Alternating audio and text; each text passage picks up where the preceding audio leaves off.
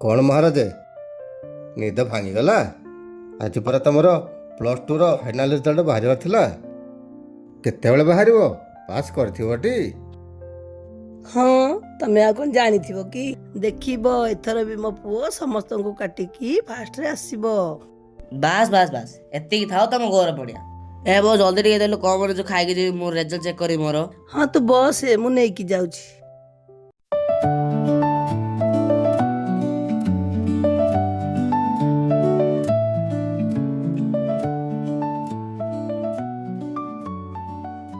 ଆରେ ଏଇଟା ତ ସେଇ ସ୍କୁଟିଟା ବାବୁ ଯୋଉଟା ବିକ୍ରି କରିବାକୁ ଚାହୁଁଥିଲେ। ଏ ସ୍କୁଟିଟା ମୋ ପୁଅ ପାଇଁ କିଣିଲେ କେମିତି ହୁଅନ୍ତା? ଯାଉଛି ବାବୁଙ୍କ ସାଥେ ଏ ବିଷୟରେ କଥା ହେବି।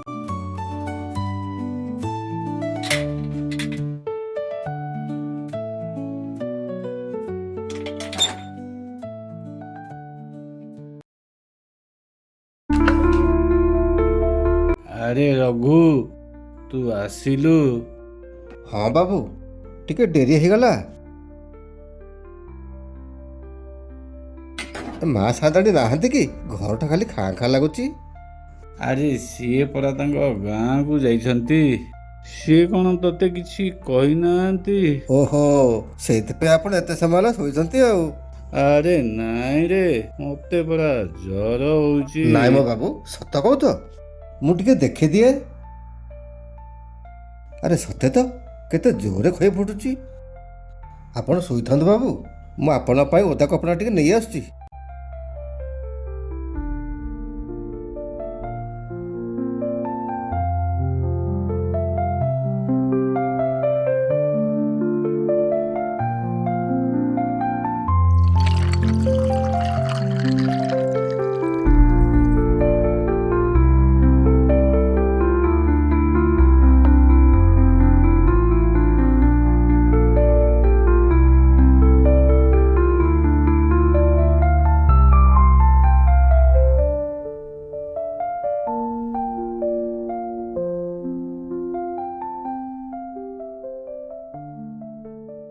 ବାବୁ, ଗୋଟେ କଥା ପଚାରିବି ବୋଲି ଭାବିଥିଲି।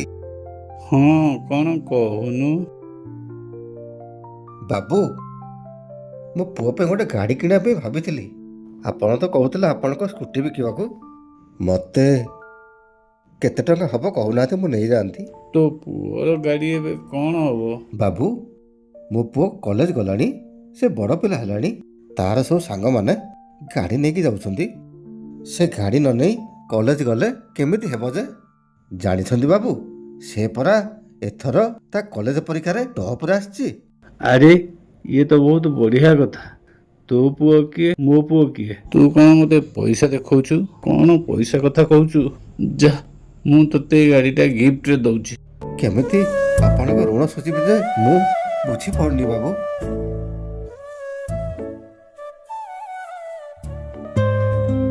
Happy birthday to you, happy birthday to ପୁଅ, ହାପି ବର୍ଥଡେ ଟୁ ୟୁ। ଜାଣିଲୁ ବାବା, ତୋ ପାଇଁ ନା ବାବା ଗୋଟେ ଭଲ ଉପହାରଟେ ରଖିଛନ୍ତି। ସତ କହୁଛୁ ବୋଉ? କାଇଁ ଦେ। ଏଇଠି କ'ଣ ଅଛି? ବାହାରେ ଅଛି, ଚାଲେ।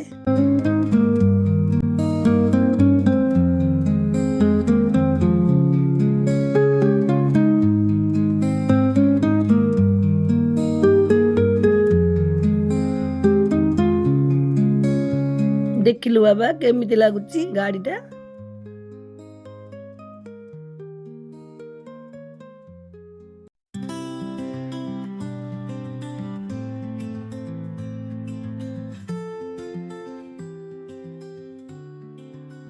ମୁଁ ମହାପାତ୍ର ଖାନଦାନର ବୋହୂ। ସେକେଣ୍ଡ, ମିନିଟ, ଘଣ୍ଟା ସବୁ ମୋ ଅଣ୍ଡରରେ। ତୁ ମତେ ଚାଲାକ ଦେଖେଇ ହଉଛୁ? ଏ ମହାପାତ୍ର ଖାନଦାନର ବୋହୂକୁ କାଟିଦେବି ରେ। ଚିଣ୍ଟୁ, କୁଆଡ଼େ ଯାଉଛୁ? ରହ। ମମି, ମୋ ସାଙ୍ଗ ଆସିଛି ତ, ମୁଁ ମନ୍ଦିର ଯାଉଛି। କୋଉ ସାଙ୍ଗ? ସେ ଯୋଉ ରଘୁ କାକାଙ୍କ ପୁଅ, ତା ସହିତ। ତତେ ମୁଁ ମନା କରିଥିଲି ଟି ସେ ରଘୁର ପୁଅ ସହିତ ମିଶିବୁନି ବୋଲି। ତୋ ଷ୍ଟାଣ୍ଡାର୍ଡ କ'ଣ, ତା ଷ୍ଟାଣ୍ଡାର୍ଡ କ'ଣ? ତା ବାପା ପରି 10ଟା ଚାକର ତୋ ଆଗେ ପଛେ ବୁଲିବେ। ଚୁପଚାପ ଯାଇ ଘରେ ବସ। ଚାକର ବାକର ମାନଙ୍କ ସହିତ ଯାଇ ମିଶୁଛୁ? ତୁ ଜାଣିପାରୁନୁ କି ତୁ କାହାର ପୁଅ? ତତେ ଯଦି ପୁଣି ଥରେ ସେ ପିଲା ସହିତ ମିଶିବା ଦେଖିଛି ତାହେଲେ ତୋର ଦିନେକୁ ମୋର ଦିନେ। ତା ବାପା ପରି 10ଟା ଚାକର ତୋ ଆଗେ ପଛେ ବୁଲିବେ। ଚାକର ବାକର ମାନଙ୍କ ସହିତ ଯାଇ ମିଶୁଛୁ। ତୋ ଷ୍ଟାଣ୍ଡାର୍ଡ କଣ ତା ଷ୍ଟାଣ୍ଡାର୍ଡ କଣ?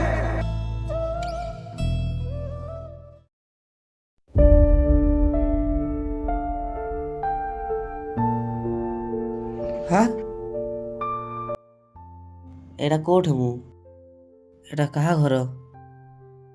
ମୁଁ ତ ଘରେ ଶୋଇଥିଲି। ଏଇଟା କୋଉଠି?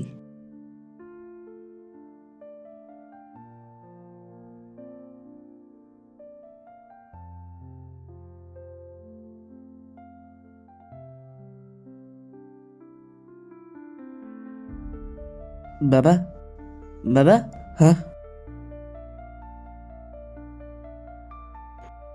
ବାବା ଏ ତ 2015 ମସିହା ଚାଲିଛି। ଏଇଟା କ'ଣ 2025 ଲେଖା ହେଇଛି? 2015? ତା ମାନେ ତୁ କୋଉଠି 2015ରୁ ଆସିଛୁ? ବାବା ତମେ କିଛି ନ ଜାଣିଲା ବେଳେ କାହିଁକି କହୁଛ? ଆଉ ଏ ପ୍ୟାଣ୍ଟ ସାର୍ଟ କେଉଁଠି ପିନ୍ଧିଲଣି? ଆଉ ମୋ ବୋଉ କାହିଁ? ତୋ ବୋଉ ଆଉ କଣ ବଞ୍ଚିଛି? ତମେ ଏମିତି କ'ଣ କହୁଛ ବାବା? ମୁଁ କିଛି ବୁଝିପାରୁନି। ମୋତେ ଲାଗୁଛି ତୁ ବୋଧେ ପାଷ୍ଟରୁ ଆସିଛୁ, କାରଣ ଏଇଟା ତ ତୋର ହିଁ ଘର। ଆଉ ଏବେ ତୁ କିଛି ଅଲଗା ଦିଶୁଛୁ। ହେଲେ ବାବା ମୁଁ ଏ ଫ୍ୟୁଚରରୁ କେମିତି ଆସିଲି? ବସ୍, ମୁଁ ତୋତେ ସବୁ କଥା ବୁଝେଇ କହୁଛି। ହୁଏତ ତୋ ସାଥିରେ କିଛି ଚମତ୍କାର ହେଇଥିବ। ପାଷ୍ଟରେ ତୁ କିଛି ଭୁଲ କରିଥିବୁ, ଯୋଉଥିପାଇଁ ଭଗବାନ ତୋତେ ଫ୍ୟୁଚରକୁ ପଠେଇଛନ୍ତି। ହଁ ବାବା ମୁଁ କିଛି ବୁଝିପାରୁଛି। ସେଦିନ ମୁଁ ମୋ ସାଙ୍ଗ ଘରେ ବେଇଜ୍ଜତ ହେଇ ମୁଁ ମନ୍ଦିର ଯାଇଥିଲି।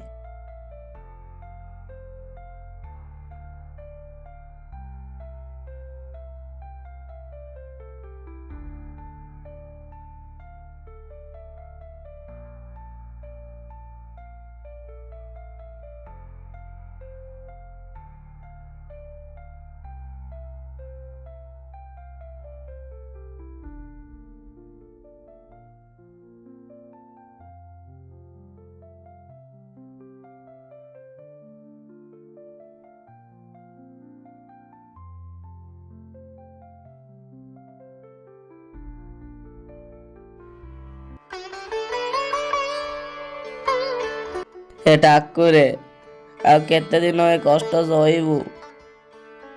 କିଛି ଗୋଟେ କରନ୍ତୁ ଠାକୁରେ। ମୋ ପରିବାରକୁ ଏ ପାପୀ ଦୁଃଖରୁ ମୁକ୍ତ କରନ୍ତୁ ଠାକୁରେ। ସବୁ ମଙ୍ଗଳ ହବ, ସବୁ ମଙ୍ଗଳ ହବ।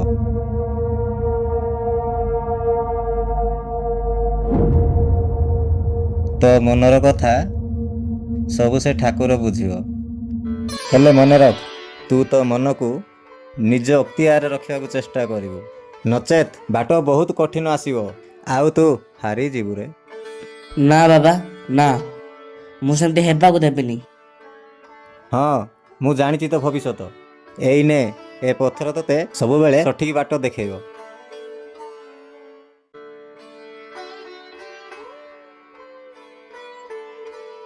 ତେବେ ଠିକ୍ ଅଛି ବାବା, ମୁଁ ଆସୁଛି। ପ୍ରଣାମ।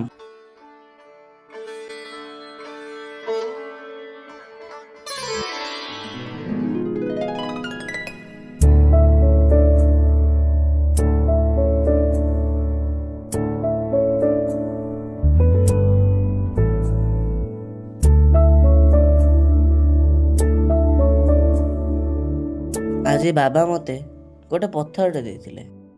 କହିଥିଲେ ତୋ ବିପଦ ସମୟରେ ଏ ପଥର ତୋତେ ଉଦ୍ଧାର କରିବ।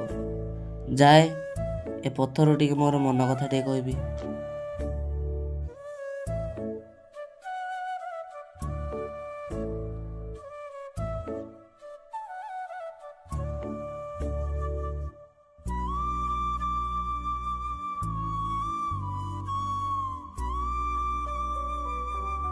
ହେଲେ ବାବା ମୁଁ କିଛି ବୁଝିପାରୁନି, ଏହା ସହିତ ମୋ ଭବିଷ୍ୟତର କ'ଣ ସାମଞ୍ଜସ୍ୟ ଅଛି? ହଁ, ଅଛି ସାମଞ୍ଜସ୍ୟ। ସେଦିନ ରାତିରେ କିଛି ଅଲଗା ଘଟିଥିଲା। ସେଦିନ ରାତିରେ ତୁ ରାଗିକି ମଦ ପିଇକି ଆସିଥିଲୁ, ଆଉ ମୋ ସାଥିରେ ବହୁତ ଝାମେଲା କଲୁ। ଏଇ ତ ମୋ ପୁଅ ଆସିଲାଣି। ଆ ପୁଅ ଯୋଡ଼ି କ'ଣ ଖାଇଦେବୁ? ନାଇଁ ବୋଉ ମୁଁ ଆଜି ଖାଇବିନି। କ'ଣ ରେ ତୋ ପାଟି ଏମିତି କ'ଣ ଶୁଭୁଛି? ମଦ ଫଦ ପିଇଛୁ ନା କ'ଣ? ନା ମୁଁ କ'ଣ ମଦ ପିଇଛି? ନା ନା। କ'ଣ ତୁ ମଦ ପିଇଲୁ? ମିଛ କହୁଛୁ। ଏ ତୋ ପାଟି ପୁରା ଗନ୍ଧ ହଉଛି କୁଳାଙ୍ଗାର ଅପଦାର୍ଥ। ହଁ ମୁଁ ପିଇଛି, ଅଲବତ ପିଇବି, ସବୁବେଳେ ପିଇବି। ଆଜି ତମେ ମୋ ସାଙ୍ଗମାନଙ୍କ ସାମ୍ନାରେ ମୋତେ ବେଇଜ୍ଜତ କରିଛ। ସେକେଣ୍ଡ ହ୍ୟାଣ୍ଡ ଗାଡ଼ିଟେ ଦେଇଛ ମୋତେ। ଯେତେ ଯାଏ ମୋତେ ଗୋଟେ ନୂଆ ଗାଡ଼ିଟେ ଦେଇନ ସେତେ ଯାଏ ମୁଁ ମଦ ପିଇବି, ସାରା ଜୀବନ ପିଇବି। କ'ଣ ମୋ ପାଖରେ ପଇସା ନାହିଁ, ତୁ କହୁଛୁ ନୂଆ ଗାଡ଼ି ଚଢ଼ିବୁ? ଠିକ୍ ଅଛି, ମୋ ପାଖରେ ଯେତେ ପଇସା ଅଛି ମୁଁ ଯାଇକି ତତେ ଆଣିକି ଦଉଛି।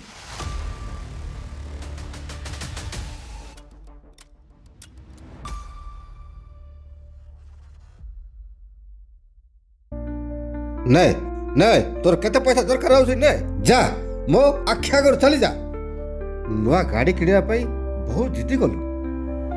ମୁଁ ବାଧ୍ୟ ହୋଇ ମୋ ସଞ୍ଚିତ ସବୁ ଧନ ତୋତେ ଦେଇଦେଲି। ତୁ ପାଠଶାଠ ସିନା ପଢ଼ିଲୁ, ହେଲେ ଚାକିରି ପାଖରେ କିଛି କଲୁନୁ। ଛତରା ବାତରା ପିଲାମାନଙ୍କ ସହିତ ମିଶି ତୋ ଦିନ ଗଡ଼ିଗଲା। ଦିନକର କଥା, ତୋ ବୋଉର ଦେହ ବହୁତ ଖରାପ ହେଲା। ତାକୁ ଭଲ କରିବା ପାଇଁ 20 ଲକ୍ଷ ଟଙ୍କା ଦରକାର ପଡ଼ିଲା।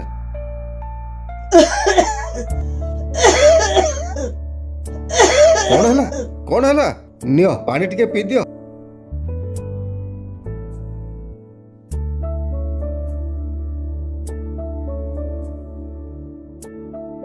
ମୋ ପାଖରେ ସେତିକି ନଥିଲା। ମୋ ବାବୁଙ୍କୁ କହି ମୋ ଘର ବନ୍ଧା ପକାଇବାକୁ ଚାହିଁଲି।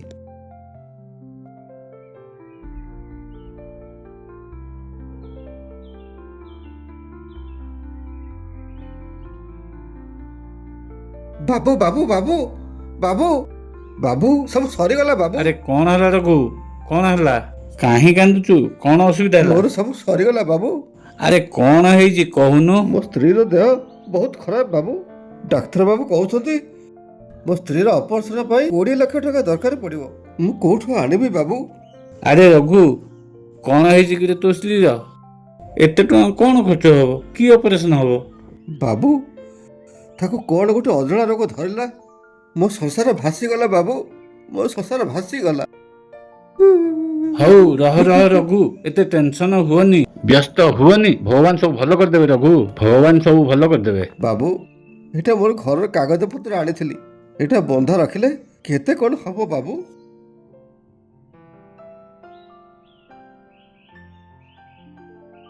ଆରେ ରଘୁ, ଏଇଟା ତୁ ବିକି ଦେଇଛୁ ନା?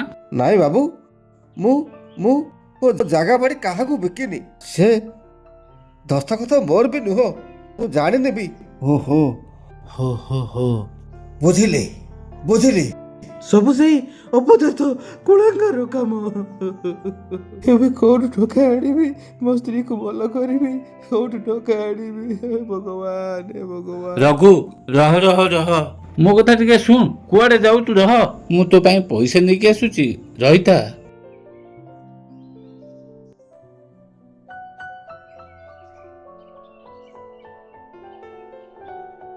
ନେ ରଘୁ, ମୋ ପାଖେ 5 ଲକ୍ଷ ଟଙ୍କା ଥିଲା, ତୁ ଧ। ବାକି ମୁଁ କୁଆଡେ ଆରେଞ୍ଜମେଣ୍ଟ କରିକି ଦେବି। ଆଉ ଭଲ ହବ, କିଛି ବ୍ୟସ୍ତ ହୁଅନି, ଭଗବାନ ସବୁ ମଙ୍ଗଳ କରିବେ। ବହୁତ ବହୁତ ଧନ୍ୟବାଦ ବାବୁ, ଆପଣଙ୍କୁ ବହୁତ ବହୁତ ଧନ୍ୟବାଦ। ପରେ ଜାଣିବାକୁ ପାଇଲି ତୁ ଜୁଆ ଖେଳରେ ଘରକୁ ବାଜି ଲଗେଇ ଦେଇଛୁ। ଜାଣିବା ପରେ ତୋ ସାଙ୍ଗରେ ମୋର ବହୁତ ପାଟିତୁଣ୍ଡ ହେଲା। ତୁ ଆଜି ପୁଣି ମଦ ପାଇକି ଆସିଛୁ। ତୁ କ'ଣ କଲୁ ରେ କୁଳାଙ୍ଗାର? ଏ ଘରଟା ଶେଷକୁ ଆମର ସାହାରା ଥିଲା, ତାକୁ ବି ଶେଷକୁ ବିକ୍ରି କରିଦେଲୁ, ଆମକୁ ସର୍ବହାରା କରିଦେଲୁ। ଏବେ ତୋ ମାଆର ଅପରେସନ ପାଇଁ 20 ଲକ୍ଷ ଟଙ୍କା କୋଉଠୁ ଆଣିବି? 20 ଲକ୍ଷ ଟଙ୍କା ନହେଲେ ଡାକ୍ତର ବାବୁ କହିଛନ୍ତି ତୋ ମା ଆଉ ବଞ୍ଚିବନି। କୋଉଠୁ ଆଣିବି ରେ? ଏତେ ଟଙ୍କା କୋଉଠୁ ଆଣିବି? ତୁ ଟିକେ ସୁଧୁରି ଯା ରେ ବାବା, ତୁ ଟିକେ ସୁଧୁରି ଯା। ମୋତେ କ୍ଷମା କରିଦିଅ ବାବା, ମୁଁ ଆଉ ଏ ଭୁଲ କେବେ କରିବିନି ମୋ ଜୀବନରେ। ମୁଁ ମଦ ପିଇବା ଜୁଆ ଖେଳିବା ଛାଡ଼ିଦେବି। ଆଜି ମୋ ଭୁଲ ପାଇଁ ମୋ ବୋଉ ମରଣ ସହିତ ଲଢ଼େଇ କରୁଛି।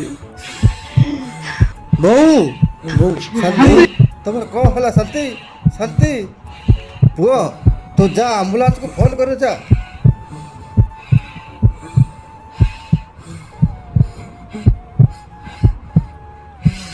ଶାନ୍ତି, ଶାନ୍ତି, ତୁ ତୋ ଜୀବନରେ ସବୁ କିଛି ପାଇଲୁ, ହେଲେ ତତେ ଯିଏ ସବୁଠାରୁ ଅଧିକା ଭଲ ପାଉଥିଲା ତାକୁ ତୁ ହରେଇ ଦେଲୁ। ଯେତେ ଦିନ ଯାଏ ତୋ ମନରେ ଲୋଭ, ମୋହ, ମାୟା ଆଉ ଆଶା ରହିଛି, ସେତେ ଦିନ ଯାଏ ତୁ ତୋର ଭବିଷ୍ୟତ କ'ଣ ବର୍ତ୍ତମାନକୁ ବି ଠିକ୍ କରିପାରିବୁ ନାହିଁ। ମୋ ଭୁଲ ପାଇଁ ମୋତେ କ୍ଷମା କରିଦବ ବାବା। ଆରେ କ୍ଷମା କ'ଣ କରିବି? ତୁ ତୋର ଅତୀତକୁ ଫେରି ଯାଇ ତୋର ବର୍ତ୍ତମାନକୁ ସଜାଡ଼ି ଦେ, ଦେଖିବୁ ତୋର ଭବିଷ୍ୟତ ଆପେ ଆପେ ସଜାଡ଼ି ହେଇଯିବ। ହଁ ବାବା, ତମେ ଠିକ୍ କହିଛ। ମୁଁ ଯିବି ବାବା, ନିଶ୍ଚୟ ଯିବି ମୋ ଭବିଷ୍ୟତକୁ ଠିକ୍ କରିବା ପାଇଁ।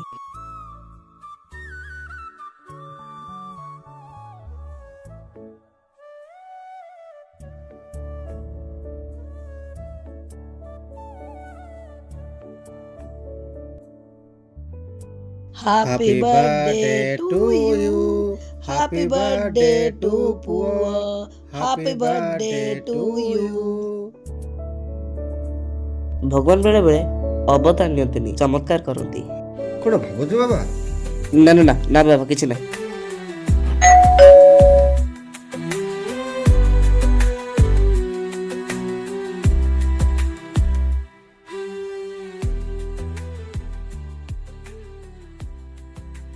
ବୋଉ ଆସିଗଲୁ ପୁଅ, ଯା ହାତ ଗୋଡ଼ ମୁହଁ ଧୋଇ ଦେ, ମୁଁ ତୋ ପାଇଁ କ'ଣ ବାଢ଼ି ଦଉଛି।